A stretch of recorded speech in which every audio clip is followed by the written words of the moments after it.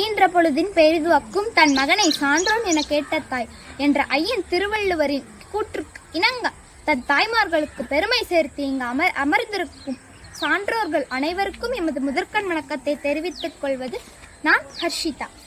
ஸ்ரீ வித்யா மந்திர் உயர்நிலைப் பள்ளியில் 9ஆம் வகுப்பு ஆ பிரிவில் பயில்கிறேன். இந்தியாவின் விடுதலைக்காக போராடியவர்கள் பலர். அதில் ஆங்கிலேயரை எதிர்த்து முதல் வீரமங்கை வேலு நாச்சியார்.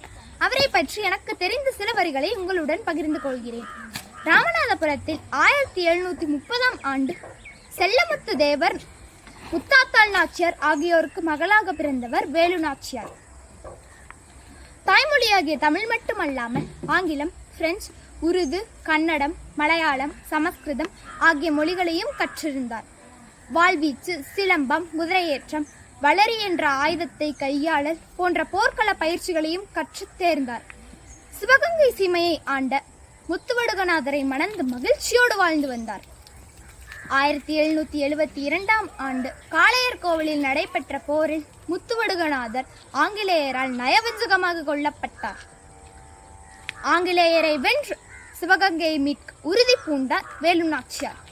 அதற்காக திண்டுக்கல் கோட்டையில் மருது சகோதரர்களுடன் போருக்காக பயிற்சி எடுத்துக் கொண்டார் வேலு நாச்சியார்.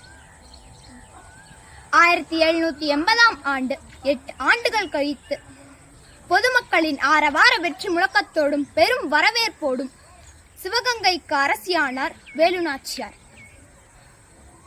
போரின் போது வேலு நாச்சியாரை காட்டிக் கொடுக்குமாறு ஆங்கிலேயர்கள் உடையாள் என்னும் பெண்ணை வற்புறுத்தினார்கள்.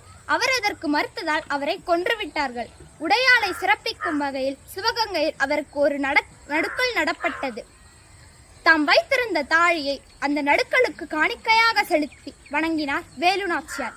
இந்திய வரலாற்றிலேயே கணவன் இறந்தும் ஏறாமல் தன் கணவனை கொன்றவனை கொல்லாமல் சாகமாட்டேன் என்று சவால் விட்டு வெற்றி பெற்ற வேலு நாச்சியாரின் உயிர் 23/12/1796ஆம் ஆண்டு பிரிந்தது.